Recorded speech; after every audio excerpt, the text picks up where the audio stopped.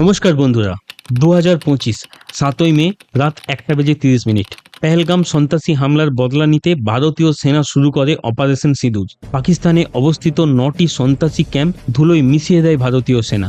পরের দিন সকাল 10টায় ভারতীয় সেনার তরফে সাংবাদিক সম্মেলন করে ভারত সহ সারা বিশ্বকে জানিয়ে দেওয়া হয় সেই হামলার কথা। সাথে ভারতীয় সেনার পক্ষ থেকে এও স্পষ্ট করে দেওয়া হয় এই হামলা কোনো যুদ্ধ নয়, সন্ত্রাসবাদের বিরুদ্ধে নেওয়া একটি কড়া পদক্ষেপ। কিন্তু পাকিস্তান যদি যুদ্ধ চায়, ভারত উপযুক্ত জবাব অবশ্যই দেবে। এরপরই ভারতের বহু প্রচলিত সংবাদ মাধ্যম দ্য হিন্দু তাদের এক্স হ্যান্ডেলে পোস্ট করে অপারেশন সিঁদুর চালাতে গিয়ে পাকিস্তান বিমান বাহিনীর আক্রমণে ভারতের 3টি যুদ্ধ বিমান ধ্বংস হয়েছে। যদিও কিছুক্ষণ পরেই দ্য হিন্দু সেই পোস্ট ডিলিট করে ক্ষমা চেয়ে নেয় দেশবাসীর কাছে।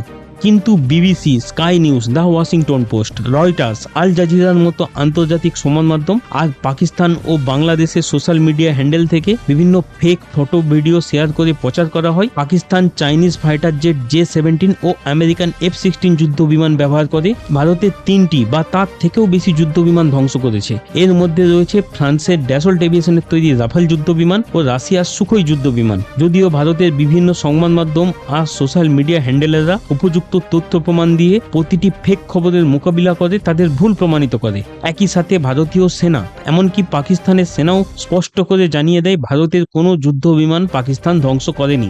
কিন্তু হঠাৎ করেই উপযুক্ত তথ্য প্রমাণ ছাড়াই বিশ্ব মিডিয়া ভারতের যুদ্ধ বিমান ধ্বংসের গুজব ছড়িয়ে দিল। এর পিছনে ছিল বেশ কয়েকটি বড় পরিকল্পনা। একবার ভাবুন তো, সত্যিই যদি ভারতের এতগুলো যুদ্ধ বিমান ধ্বংস হতো, ভারতে কি হতে পারত। 2015 সালে ভারত সরকার ফ্রান্সের ড্যাসল্ট এভিয়েশনের সাথে 126টি রাফাল যুদ্ধ বিমান কেনার জন্য $30 বিলিয়ন চুক্তি করেছিল। ভারতীয় টাকায় প্রায় 1,86,000 কোটি টাকা, যা ভারতের সর্বকালীন কোনো ডিফেন্স ডিল।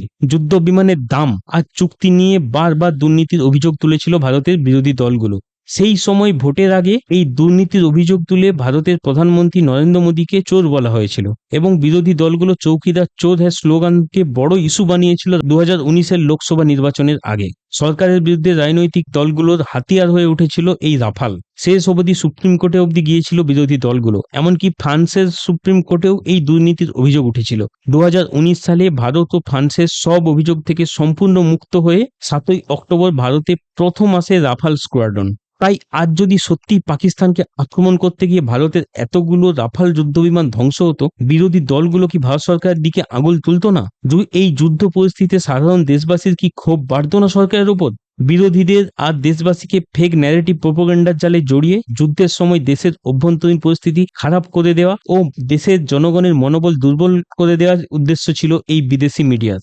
তাই তথ্য যাচাই না করেই তারা সংবাদ পরিবেশন করেছে। এছাড়াও আরো একটি বড় কারণ হলো ব্যবসা। ভারত যখন আমেরিকা, ব্রিটেন, জার্মানি ও চীনের যুদ্ধ বিমান না কিনে ফ্রান্সের থেকে বিমান কিনেছিল, তখন এরা প্রত্যেকেই হতাশ হয়েছিল।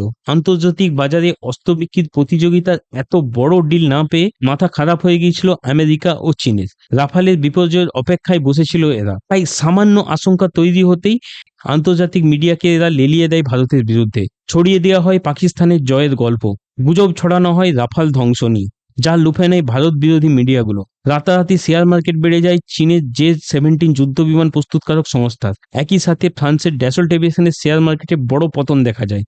চীন, আমেরিকা ও ব্রিটিশরা আন্তর্জাতিক অস্ত্র প্রতিযোগিতা থেকে ফ্রান্সকে সরিয়ে দিয়েছে এমন স্বপ্ন দেখা শুরু করে। কিন্তু 10ই মে ভারতীয় সেনাবাহিনীর তরফে ও 11ই মে পাকিস্তানের সেনাবাহিনীর তরফে স্পষ্ট করে জানিয়ে দেওয়া হয় ভারতের কোনো যুদ্ধ বিমান তারা ধ্বংস করেনি। উল্টে পাকিস্তানের বেশ কয়েকটি যুদ্ধ বিমান ধ্বংস হয়েছে। সেই তালিকায় চীনের J-17 ও আমেরিকার F-16ও রয়েছে। এরপরেই চীনের যুদ্ধাস্ত্র তৈরির কোম্পানিগুলোর শেয়ার বাজারে বড় পতন দেখা যায়। ধীরে ধীরে স্পষ্ট হয়ে যায় আসল ছবিটা।